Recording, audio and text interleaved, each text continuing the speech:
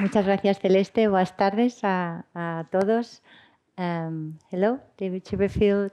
Thank you, Evelyn. Thank you for the wonderful hostage that you've done to us. Bueno, a ver, haremos la charla en inglés, pero bueno, luego si alguien quiere preguntar cualquier cosa, pues estaremos encantados de responder, por supuesto.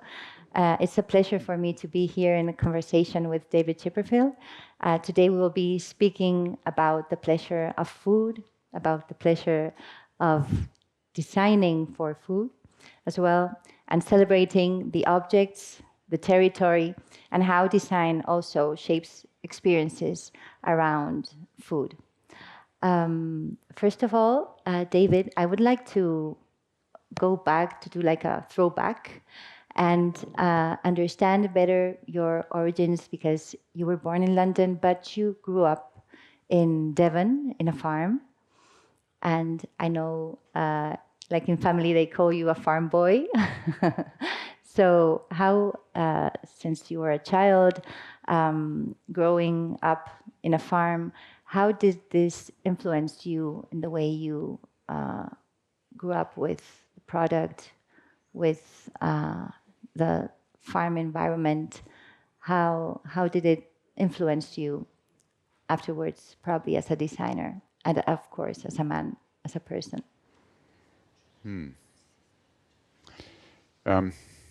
Well, first of all, I would like to repeat the welcome to everybody. Thank you very much for coming on a Friday night, especially in good weather. So thank you for coming. And also, I'd like just to introduce the discussion and the topic of the exhibition a little bit, because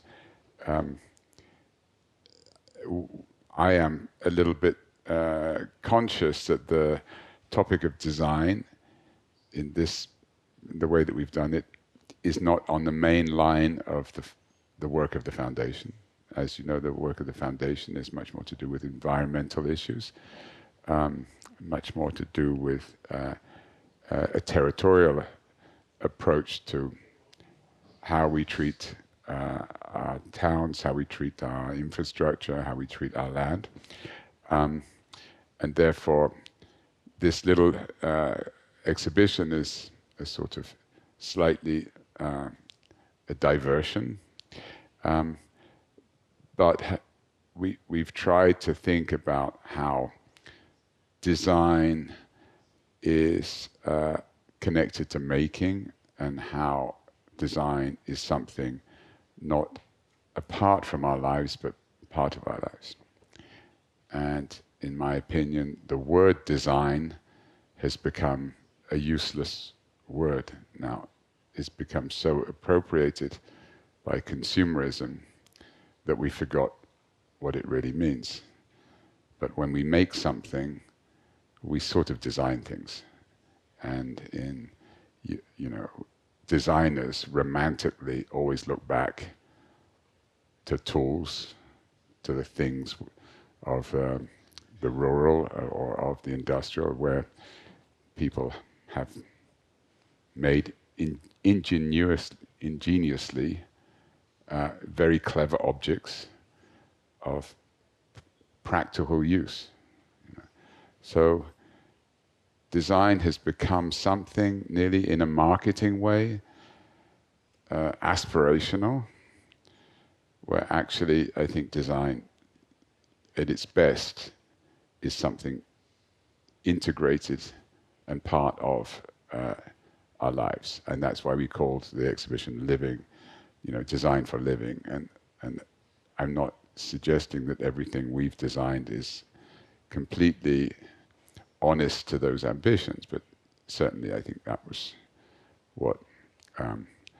so the exhibition tries to open up the discussion of design as something that is more connected to our everyday lives, how our everyday lives might be improved by designing, and how design might be applied to normal things, and might be applied to the way we make things, the way we... in that sense, it has a strong connection, to everything else. But we tried to, through the exhibition, we tried to talk about it as an integrated idea, as opposed to an applied idea. So, come back to your question. I did grow up on a farm, and my early years. I'm not sure it taught me much about. I'm not sure what it did. I mean, it's quite difficult to reflect on one's life and how things. I think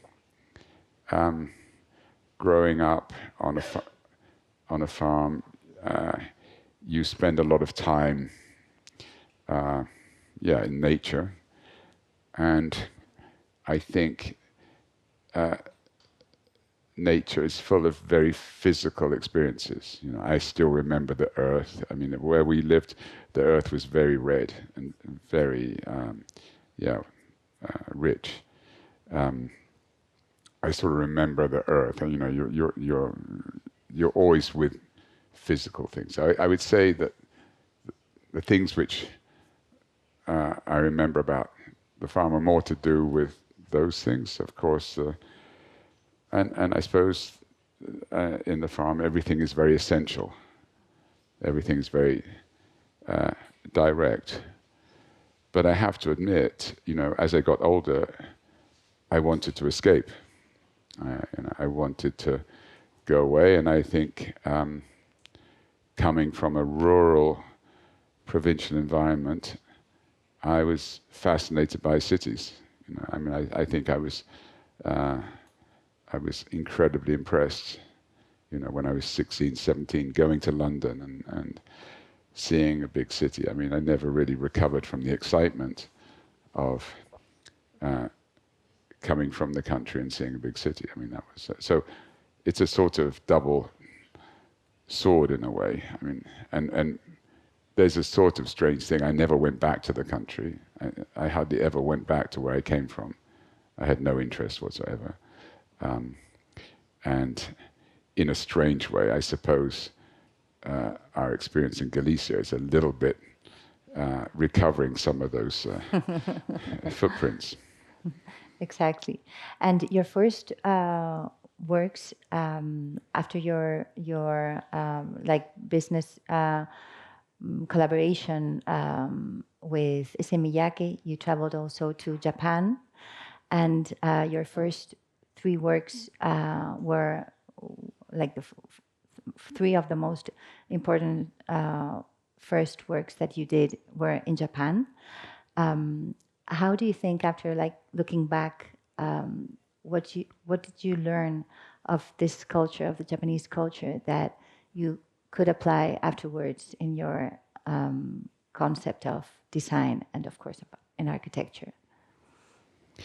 I think it's always difficult to recount one's autobiography and what things happen. And I think we're guilty of inventing our memories as well as pulling them out. And we develop our memories to suit ourselves a little bit.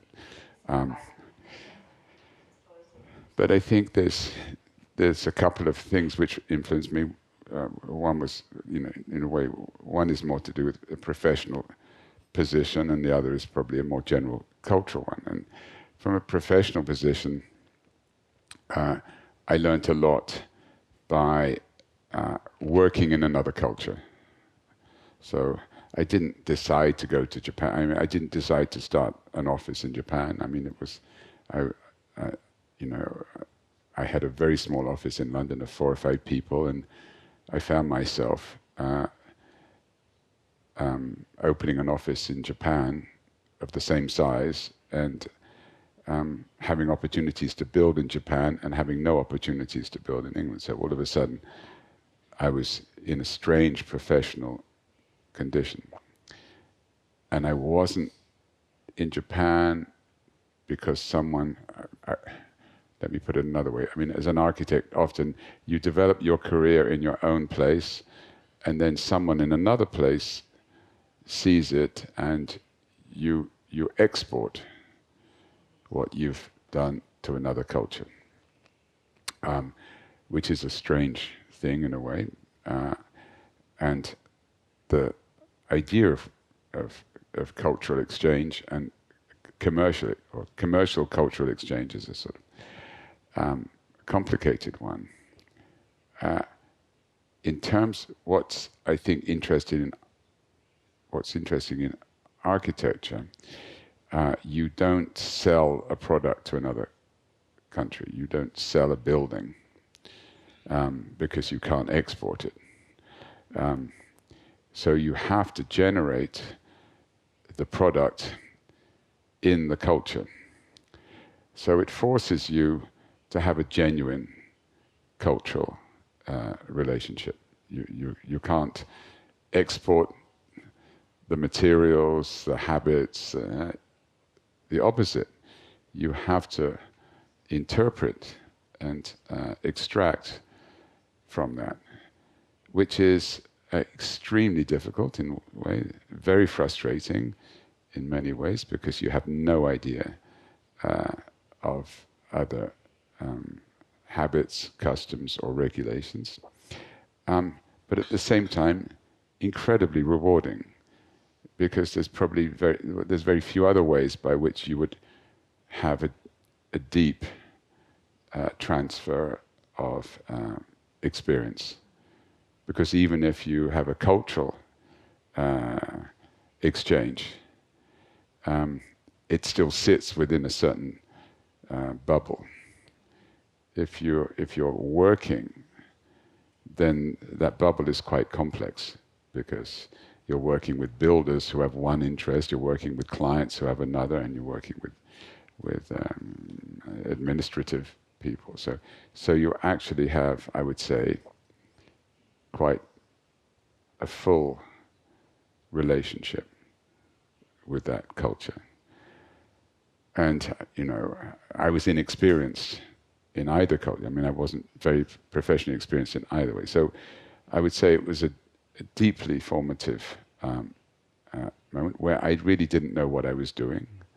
And I didn't know what I was doing in a culture I didn't know.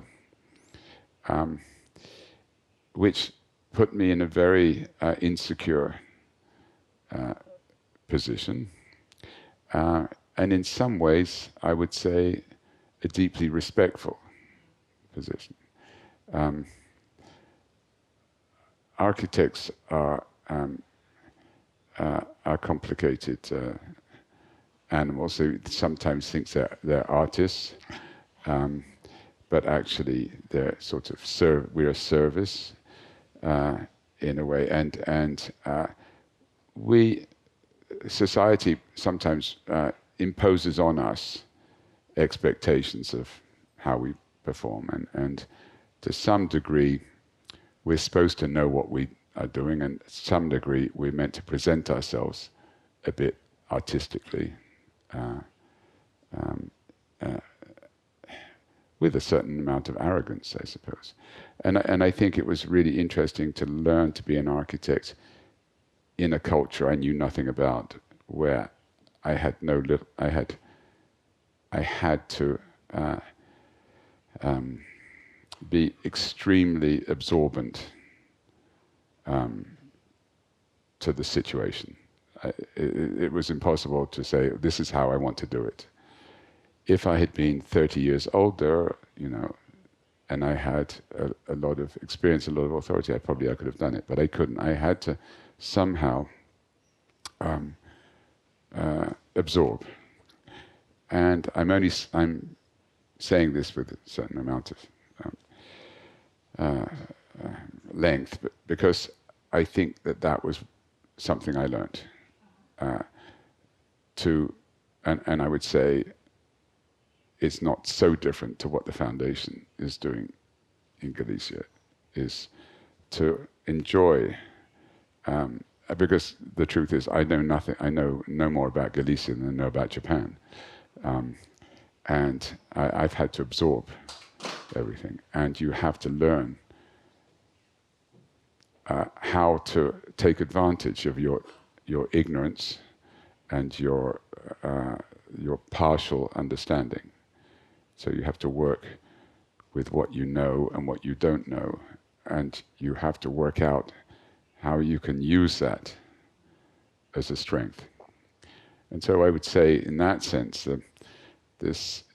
I see a great symmetry in my life in terms of my first experiences in Japan and my, okay, not last hopefully, but my later exactly. experiences in Galicia as being, in a way, similarly absorbed with not just professional and practical things, but by being motivated deeply by a sort of cultural fascination.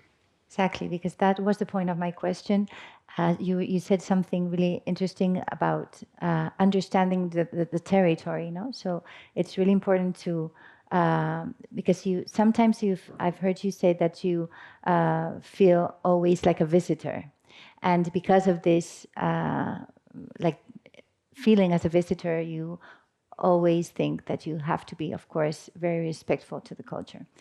And how was understanding the territory when you came to Galicia?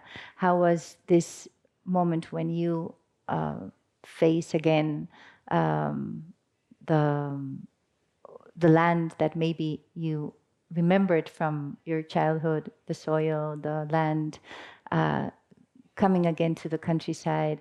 How was your experience when you first landed in Galicia? And how do you think, like now, like maybe 35 years, or how many years have you been here? Yeah, I think I suppose that's another dimension. That why did we come in the first place, and why did we stay? And I think that when we first came, the thing that fascinated us, or the things that fascinated us, were things that did have some commonality with Japan, or my experience of Japan.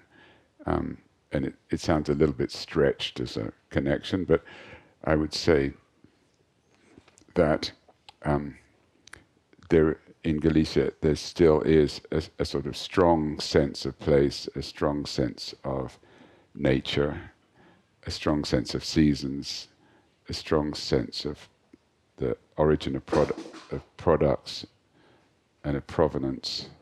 Those things are common to both places. There's a I would say it's a paradox in Japan that you have an extremely urban society, and yet you feel the influence of nature very strongly.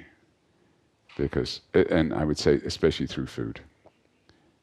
When you arrive in Tokyo at a certain time of the year, they'll say, you're very lucky, this is the time for the fish egg, and they have hundreds of, which personally I don't like so much, but every season is determined or represented. Even decoration. I mean, if you're in Kyoto, all the furniture is changed in the summer from the winter. Or the teapot goes from being a ceramic teapot to a glass teapot. So there's a great celebration of seasons. I'm not saying that's what happens in Japan, in Galicia, but you feel the place in the seasons very strongly. And I would say that strangely there is a similarity. I mean, if you're in Japan, people say, you have to try these potatoes are from Hokkaido, and this chicken, and that happens here too. Of course. What about the centolla? What do you think about the centolla? No, I think there is this sort of importance of problem, and also exaggerated. I mean, do you really know the difference between a Hokkaido potato and another one? I'm not sure. a America that's come from Karel instead of coming from somewhere else. I'm not sure we all really know that, but I think it's important to think it, because it means that things are important. And that's what I learned in Japan, is that you have to give importance to things. And that in our contemporary society, in the triangle between money, time, and quality, quality is always the one that gets sacrificed, because quality is the one that you can't measure. So certainly in architecture, when you have a project, you know, you have a timetable, you have a budget, and there is an idea of the quality that you're going to achieve. What happens over the 3 years of the project, of course, the budget is a bit squashed, but the movement is in quality, because there's no, the time you can measure, 11 months or 12 months, and why is it taking one more month? Why is it costing another million? Or why is it? But quality, no one is saying, why is it not? So I think this idea of maintaining quality as a concept is extremely important. And what I like about Japan is that notion is very present as a concept. So it nearly has a sort of religious status. So if you emphasize that characteristic, even artificially, I think it's important. I remember we took Japanese chefs to the fish market in Ribeira. Actually, it wasn't to the Lonque, it was to the Plata. And we were buying fish, and then they wanted a few kilos of sardines. So normally in the fish market, the sardines, I'll put like that. The Japanese cook took each sardine and looked at them and chose them one by one. And the fish lady thought, this is crazy. What's he doing? And they said, when the back is more curved, it has better flavor. I suspect this is total rubbish. I can't believe by the time you've grilled a sardine, you're going to know. They're all fresh. So I think this wasn't, I don't believe it. But I believe the idea, or at least I think it's a sort of symbol of the fact that you should care about things. And that you shouldn't just, because if you don't care about that, then you're not going to care about that, and you're not going to care.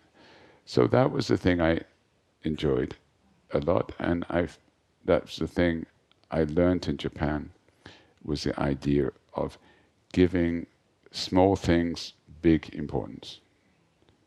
And speaking about quality and food and design, when you were working on the project of Casaria, of course, food and gastronomy was a very important subject for the concept of the foundation as well.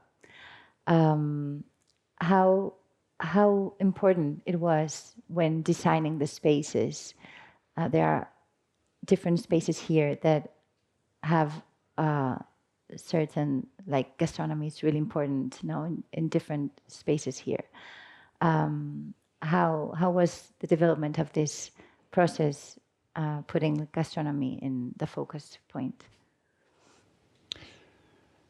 I think food's a bit like design, it's good, and talking about food can be just as bad as not talking about it in a way. And I think, for instance, when you use the word gastronomy, I get sort of nervous, because actually I think the least important thing, in a way, is that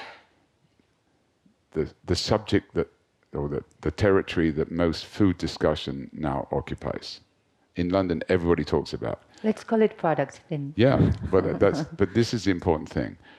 Food is the meeting place of things, more than things, and like all things, the better it is, maybe the better the reason to meet. But it's not more than that. In the same way that nor is design. Architecture is not that important in terms of a sort of over-discussed thing. And therefore, it's the same with design. When design becomes another thing, when food becomes another thing, then it's no longer interesting.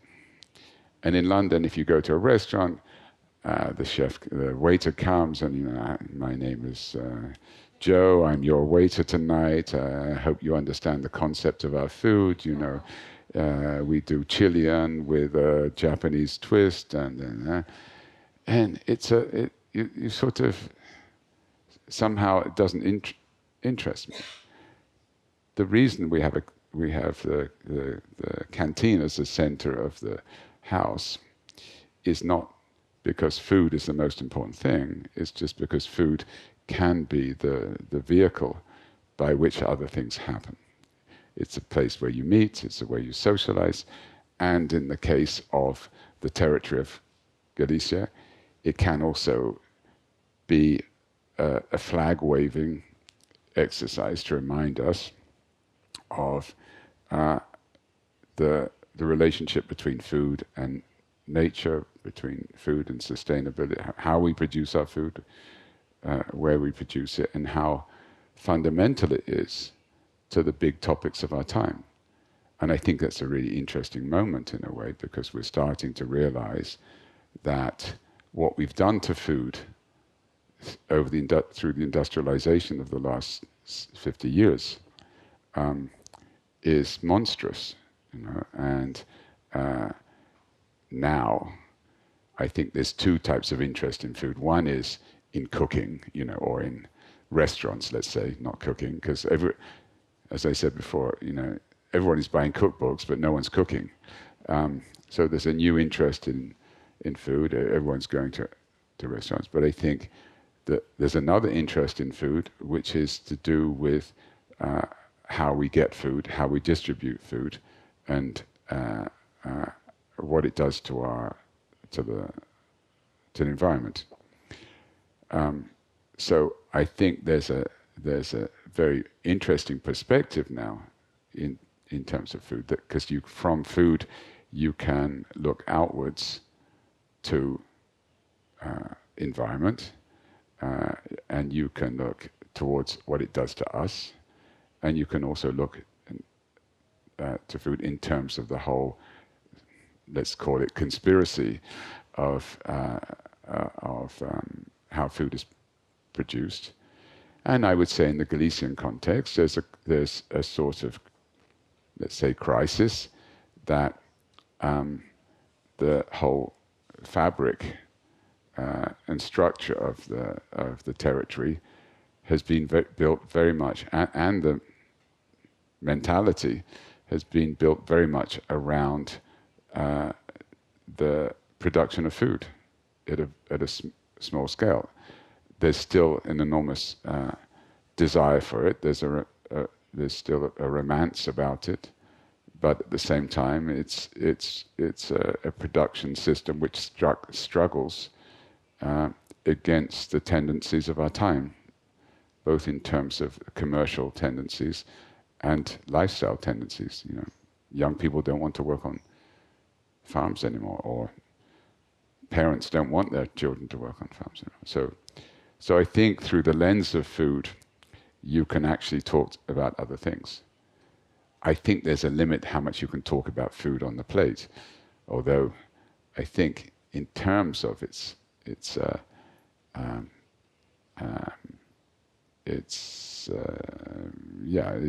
where it's come from. I think it's rather important, I think, and that's why I like the discussions in Galicia about food, because there is a lot of discussion about food in Galicia, but it tends to be about product more than. Mm-hmm. And from the foundation, how can you help? How can you help the culture of food, like here in Galicia? How do you think you could help maintain the culture, or just make a conversation on the culture of food? I think we're very self-conscious that we can't really help. The foundation can't do much. All we can do is promote conversation. All we can do is to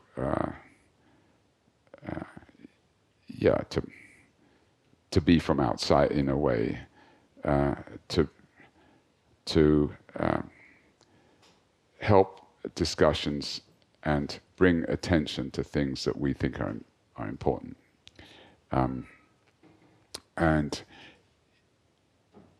I hope that the contribution will at least bring the subject up. I mean, we try also through the projects, the real projects that the foundation does, to have concrete results in terms of leaving evidence by examples, by actually doing things that could be used as an example for other things. So, but I don't think I think we're cautious about what we can actually do, and I think all we can do is draw upon things which are there, which is sort of what I think in architecture. I mean, that's what, when you build a building, I think, I think we've had a period of design where the product is more about the author than anything else, and I think we're shifting. We have to shift from that. That's not to say that the author isn't important. It's not to say the author can't identify things, and that's using the word author. I think a writer. A book means something to you because it touches you somehow. It touches you. It has relevance, and I think that's the same with design and architecture. It has to have relevance. Otherwise, it just remains as a sort of foreign object. And it might be fascinating, and it might be in the press, and it might get a lot of novelty. And I'm sorry to say it, but the city of culture. I mean, it's.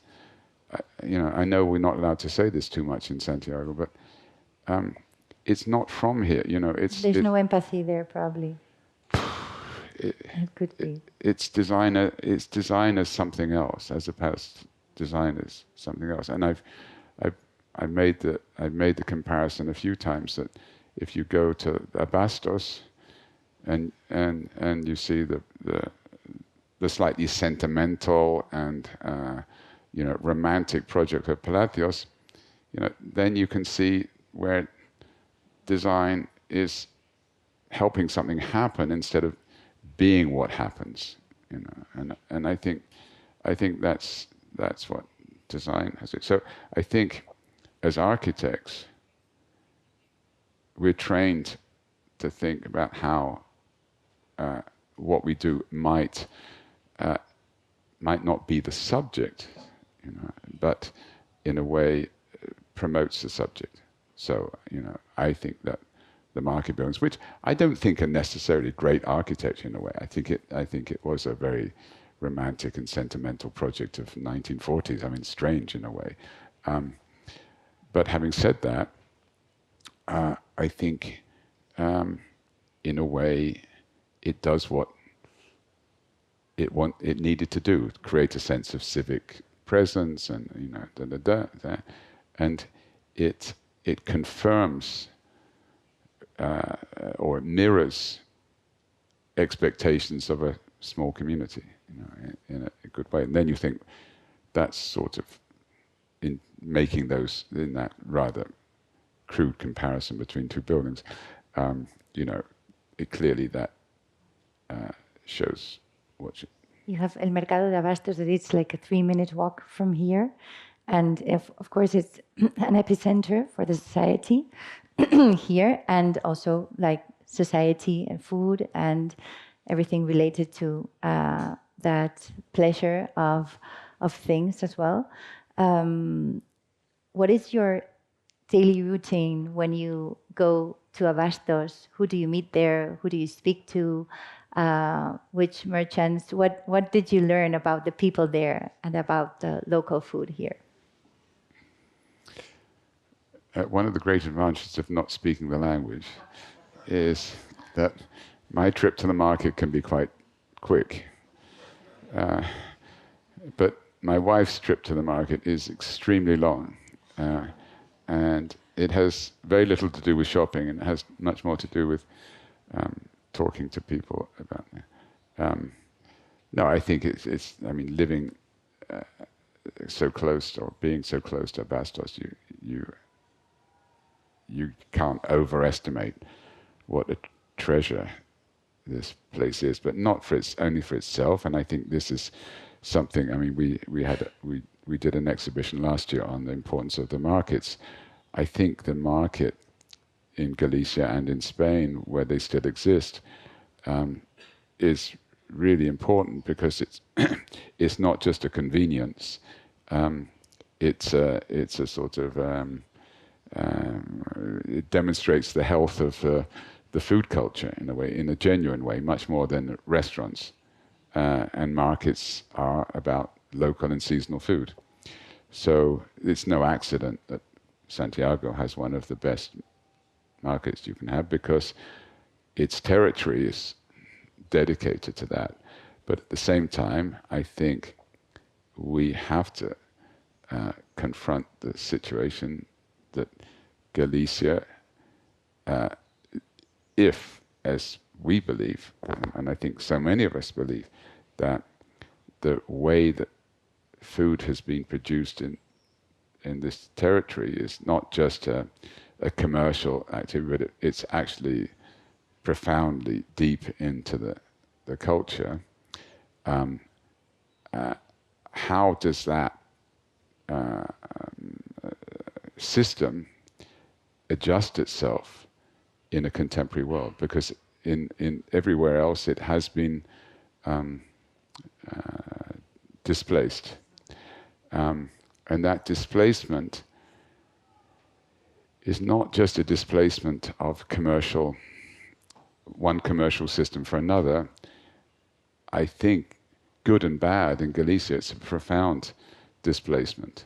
I mean, that's and again, I think probably, as an outsider, you exaggerate things and you emphasize things and you project things. So everyone knows that I'm probably unrealistic about some of my romantic projections onto Galician territory, but I certainly think this is a unique quality. And I think 15 years ago we would have talked about this from a sort of slightly nostalgic point of view. We would have said, it's a shame because, the old farmers are dying out and the potatoes are not as good as they used to be, and da-da-da-da. But now, and therefore we would have been looking back towards an old system, to a system that is of another time. The strange thing is, of course, at the same time, we're starting to realize that the system that replaced it globally, the industrialization of land and production, has also been a profound cause of the loss of biodiversity, the loss of soil, and one of the contributions to our sustainability crisis. So, for instance, in England, they're trying to unwind. They're trying modern is not modern anymore. Modern is not modern. Progress. So, but it's quite difficult to go up into the territory and say, "Oh, now you're in the forefront." I mean, 3 old people in a field digging potatoes don't feel that they're on the forefront. So, how do you How do you find a new model that clearly can't just be a continuation of the old? Because, it's not easy to persuade people to, I mean, it was, we can be romantic about it, but it's extremely hard life. But could there not be models that are an alternative to the industrialization, but also are not necessarily just trying to artificially maintain the old one? So I think that's why all of a sudden this discussion has become more than just about food. It's more than just where the potatoes come from. It's become about the whole issue of sustainability, and then secondly, it's about society. It's about how we live, and I would say that the discussion of affordability and the discussion of you hear even Donald Trump having to talk about the price of eggs. He doesn't want to talk about the price of eggs, but in the end, a lot of life is built around these simple things. So I think there are small questions in the territory of Galicia related to it, but I think at the same time they overlap very much with big questions. I think that's why the subject's so interesting. And speaking about design and responsibility, you always say that architecture requires empathy. This is a phrase that I took from you. How can you be more responsible designing objects when you are speaking about objects that we use in the kitchen? I'm very curious to know your experience designing utensils for the kitchen. How is the process when you, what kind of things do you have to take in consideration when you are designing objects for kitchen, and where is this responsibility when designing objects for the kitchen? I think the difficulty is that the design ecosystem isn't necessarily one of responsibility to start with. If we are now at a time where we are starting to articulate more and more that we have to be more careful about confusing what we want and what we need, and accepting theoretically, even we don't do it, I think all of us theoretically buy into the notion is we should concentrate more on what we need and less on what we want. And we are all victims of a consumerist tendency that requires us to want more, because we don't need much more. Once I've got 5 white shirts, why do I need We more? don't need more, we need better design objects, probably. Yes, even then sometimes, do you need 2 coffee pots? So we have to remember that a lot of the things that happen in the design world, and including what we are asked to do, are not because someone actually needs them, but because someone sees a gap in the market or someone sees a marketing potential, which makes the whole thing much more difficult. Because if you say, how do you make sure that you're responsible? Then I think you would be extremely close to necessity. And I think it is interesting that the notion of design in the last years has become more and more applied to processes, to instruments, to medicine, to how things are, so things which are not the conventional, have the conventional objects of design, but are the application of intelligent solutions towards things.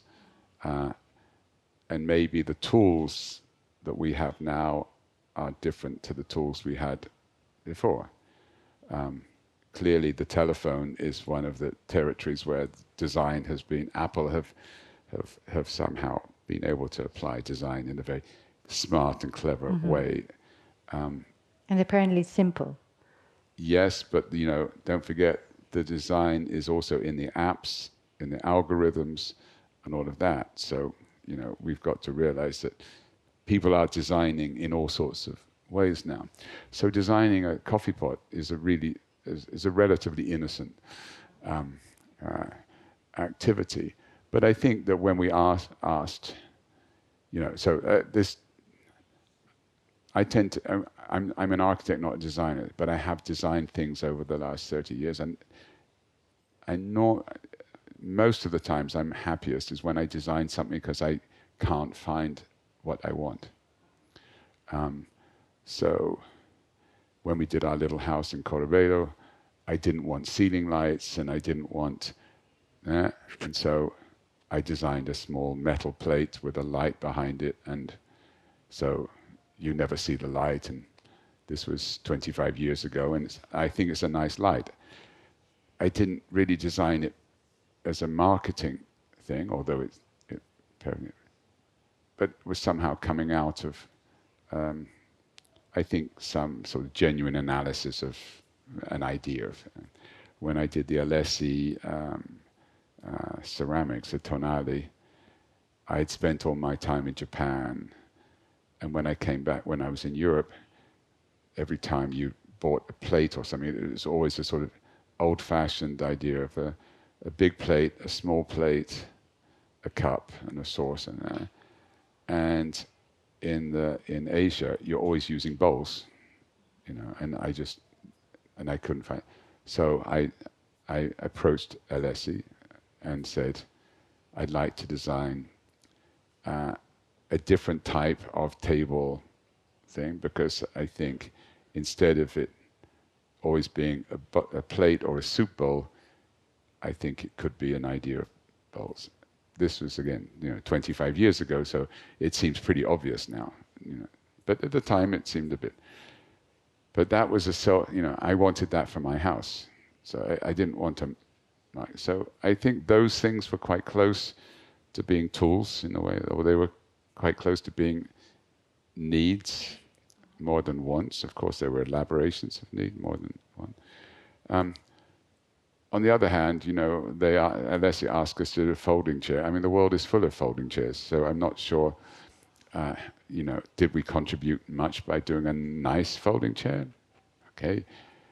I think it is a nice folding chair. It's worked very well. It's in the Museum of Modern Art, and it's sold very well. So clearly, I'm not, the moral judgment about whether we need it or not is obviously a fragile one, but I always feel more comfortable when the beginning of the idea is less about marketing and more about some sort of direct and instinctive requirement.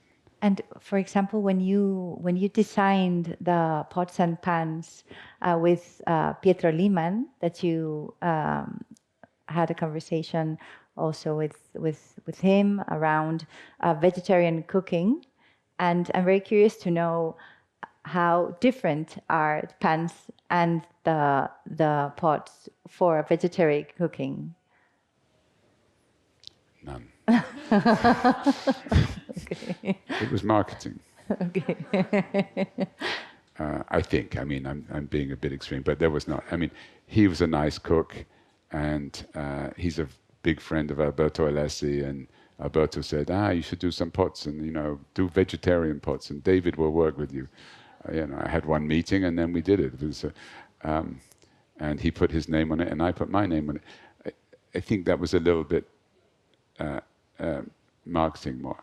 But, again, I would say the world is full of pots. But I do a lot of cooking, so it was interesting about trying to do. I don't know whether, are you just adding to the debris of products, or, because each time you do it, you think you might add something, better. So you've got to believe that. But I have to say, I would say the mood has changed in the last 15 years, because I think the same with buildings. You know, you always, someone said, "Oh, do you want to build a building?" You say, "Yeah, fantastic! An opportunity to really do something different and make your mark." And you know, the truth is, you don't change anything by another building. However, you know, you you could, in very many cases, make something better than that would be done otherwise. But in all of those things, I think we've got to be very careful when just not adding to, you know, to the debris of what's already there. So it's a very peculiar. We would never have worried about it 20 years, 30 years ago. The idea that, are you being responsible by designing a new building? You know, I mean, you would never question that. Of course, well, yeah, because I'm going to design a better building than anybody else. But that's not so clear anymore because of sustainability, because of other issues. I mean, if in Galicia, if 30% of buildings are empty, you've also got to sort of question about those things. Not that it's very easy to put those two issues together, but I do think, as you said before, you know, progress is not progress anymore. Is not quite in the way that we imagine. So now we're having to slightly rethink. So we have to use our intelligence and our attitudes in a much more complex way. It was much easier before. You know, you want something new? Yeah, let's do something new. What does new mean now? But then, for example, you designed a new version of the mocha pot, coffee pot, and I think for Alessi, and you introduced different like variations that could be like a better version of the late 30s design. How was this experience, and how is like the five senses important as well when designing, like the experience of a smell, of a touch, of the object?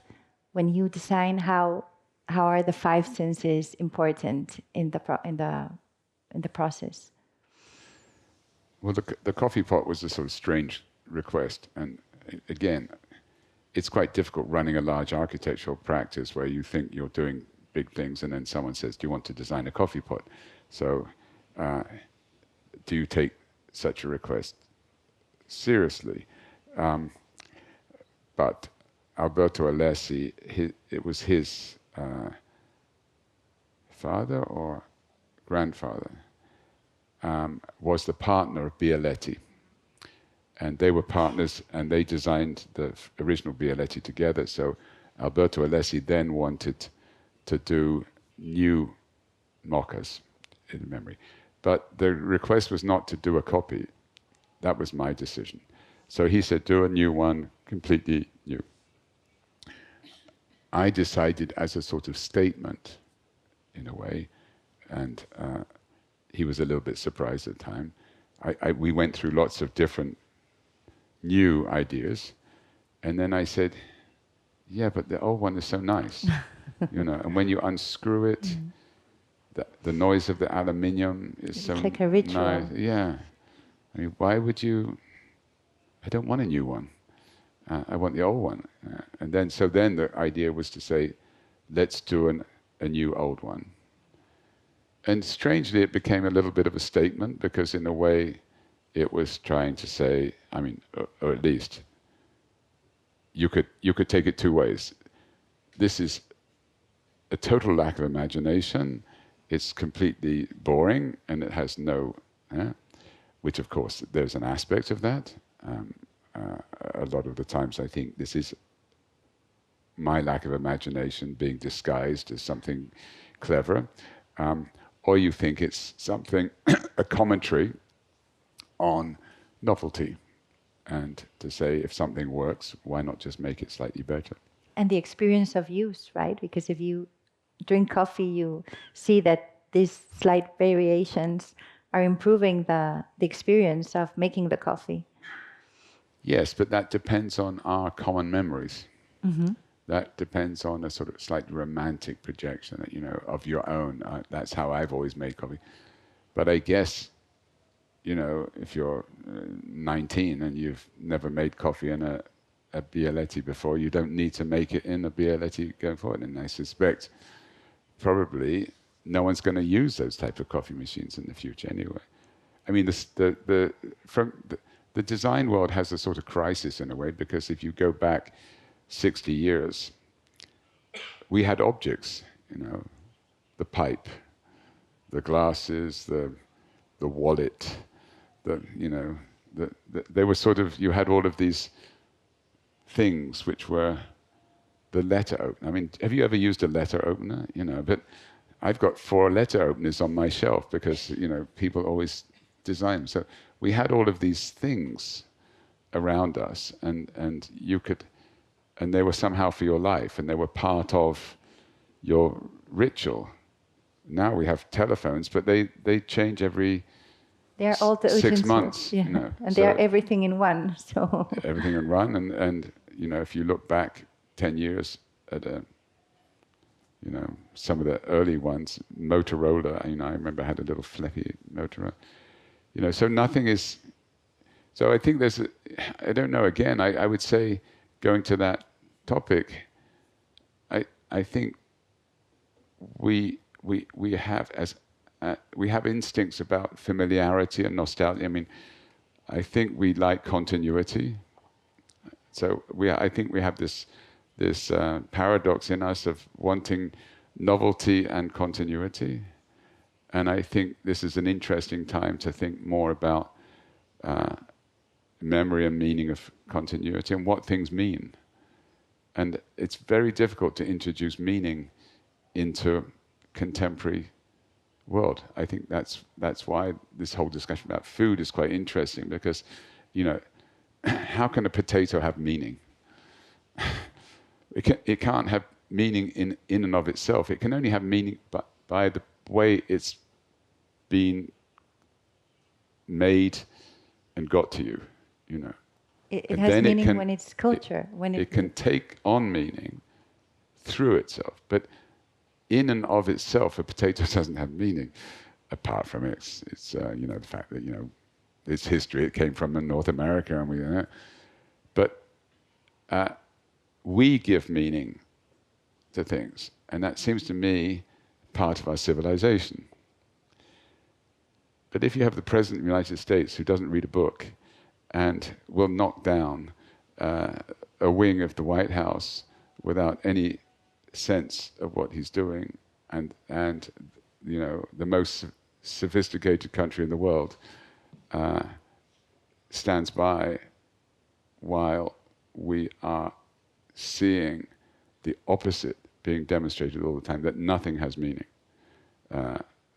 Human, you know, manners, how you treat people doesn't even. I mean, I think this is a sort of difficult time now. But I think it's really important that we try to use meaning as the continuity of civilization, because without things having meaning, and without giving things meaning, because I think it's about giving things. As I say, the potato doesn't give us meaning; we give the potato meaning. And I think unless we project meaning, you know, and that's why we read books. That's why we do things. And it seems to me it's not only design that's struggling in our time; it's all sorts of things which are struggling in our time, and therefore how we do things are part of that meaningfulness of our daily lives, and that's probably something that, you know, again, important in what design can do, what architects can do, and what planners can do. It's interesting to see how small cities probably give meaning to things.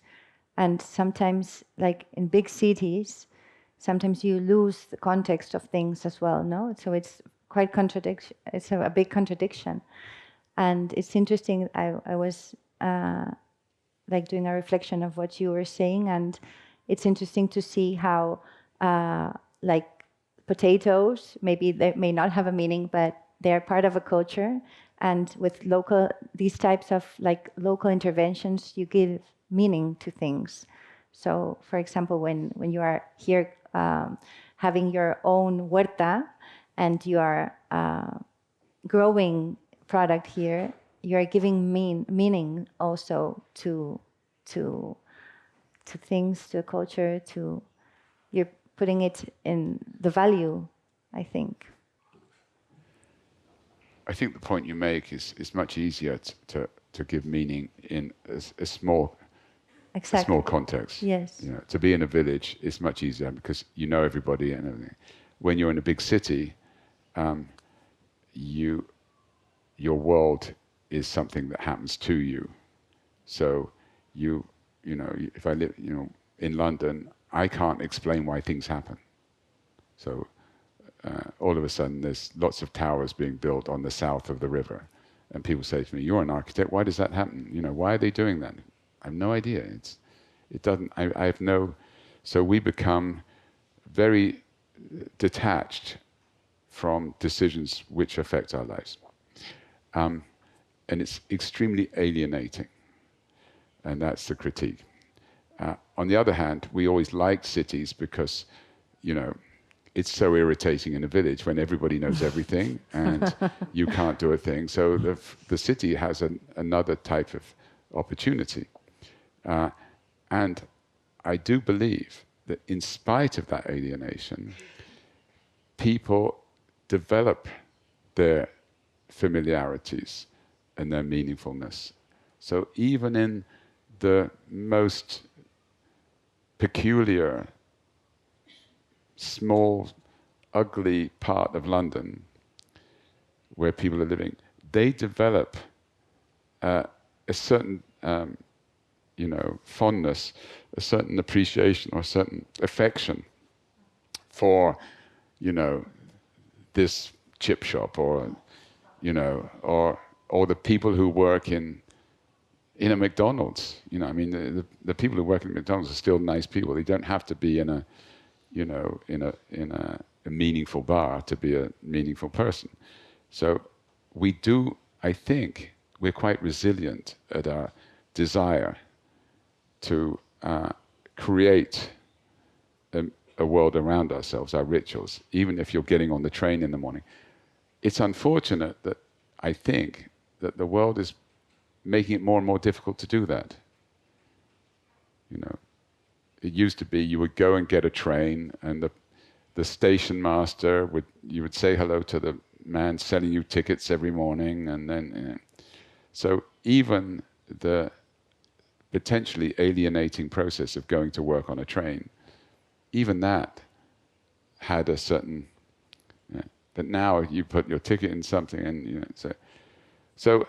But I do think we're resilient animals that way. I do think it's something that we want. Mm-hmm. And speaking again about food and cooking, I know that Galicia invites you to cook when you come here. Not when you're in London, but I know that when you are here, you like to cook. What do you prefer to cook or to eat? If you walk around the market, you want to cook. I mean, it's as simple as that. No, I mean, even if you're not a cook, you can't walk around the Galician. You can't go to the plaza in Ribeira and see the fish and not want to buy something and take it home and cook. So I'm getting a sign that we're running out of time. But I think that's what. Yes. Yeah. Does anyone want to make a question? Álvaro, your turn. I think you've got. There's a gentleman in the front row here. I don't know who he is. Thank you, Maite. Thank you, David, for your conversation. You have been touching a lot of interesting issues, so I will make a lot of questions, but I just go for one. You work with new generation of people that is really on design. No, I think, for example, in Miguel Leiro, or people like this age. No, I would like to know in relation to of the things that you have been talking about, meaning.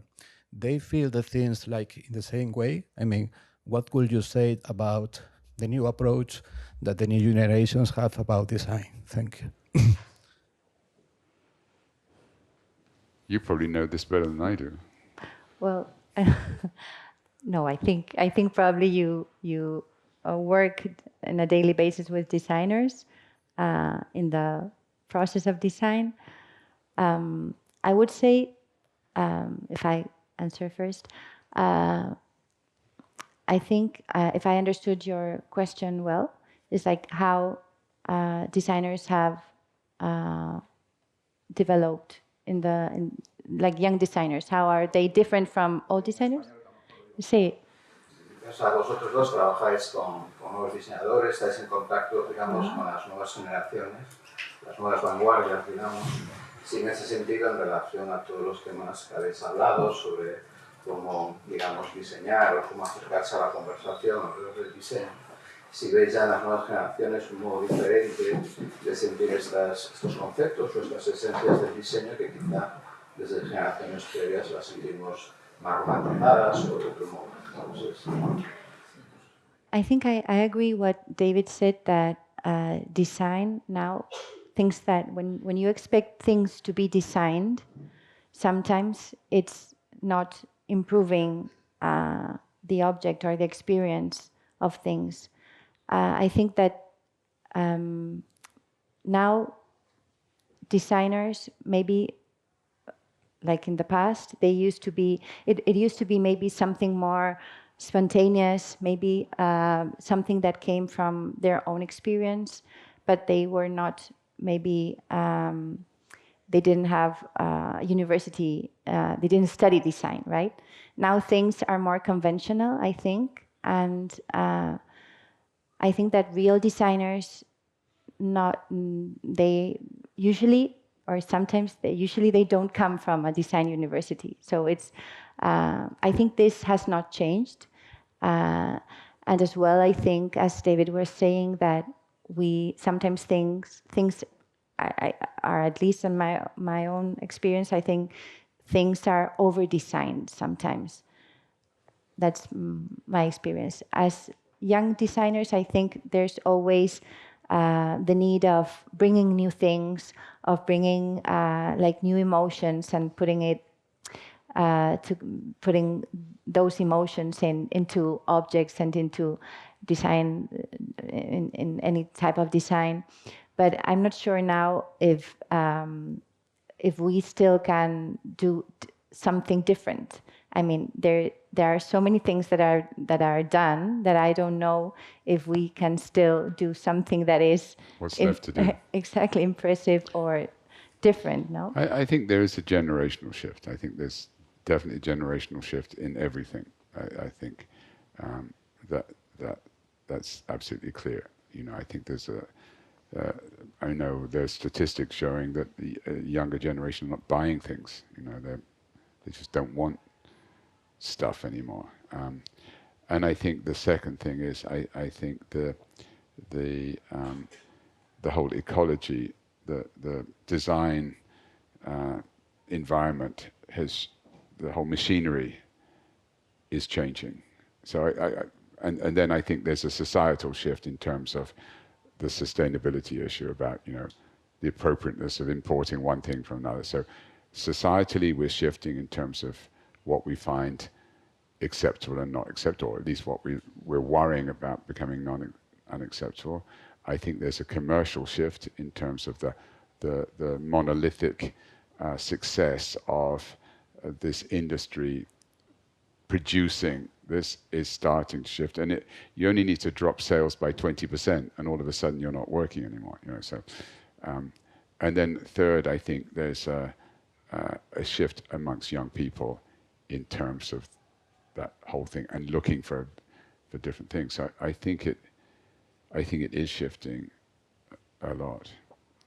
And for example, in interior design, I think that after the big crisis, for example, in Spain, after the crisis of real estate that we had in 2008, I think, and also the universities starting to bring interior design programs and design programs, I think now we had like a lot of architects that suddenly they did not have work exactly, and they started to do interior design. So I think now if you go, for example, in Madrid, where now it's like a city where you can see the evolution, and when you can appreciate how interior design, not only because of the restaurants but as well in housing, you can appreciate that there are architects working in interior design, and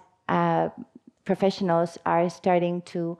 It's not a thing. It's not an issue of decorating spaces, but it's an issue of designing spaces and thinking the spaces from the beginning, from the start, and thinking on how can I make this place a better place for the people that are going to be part of the place. So, this is something that I've noticed, like in the last 10 years, how interior design has changed, at least in our cities, I think in Spain. But I would say there's one other aspect to this, which is that universities and schools are quite slow to be able to change.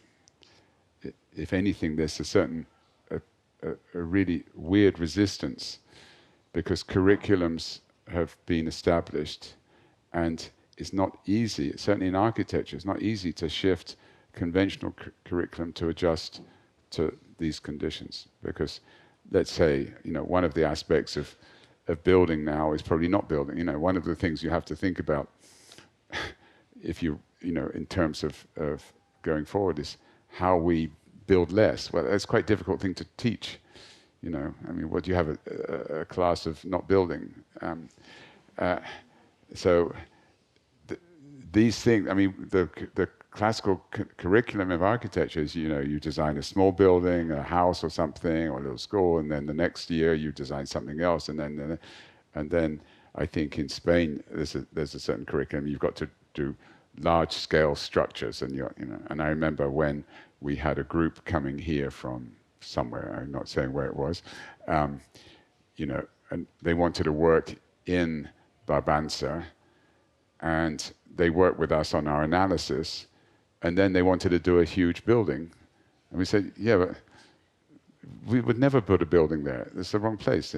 Yes, but the curriculum requires us to have long-span structures in our course. So you can see it was a problem for them that they needed. The curriculum was slower in a way to adjust than the necessary young people. I think the shift is going to come from less from the institutions than it is coming from. I have a question for Maite, actually. Is it on? No. Yes. It is on. I have a question for Maite, because when you're running a magazine, which is actually in a way part of this ecosystem and all the things that we were talking about, in a way, a magazine's brief is to look for innovation, to help promote new things and so forth. How do you react? Because it's a moment where probably things are quite critical and changing. How do you react to that when you're the editor or the chief of a magazine? How do you, again, it's sort of like an architecture of, you don't tell people to buy less or to look for less or so forth. So how what shift do you see in that?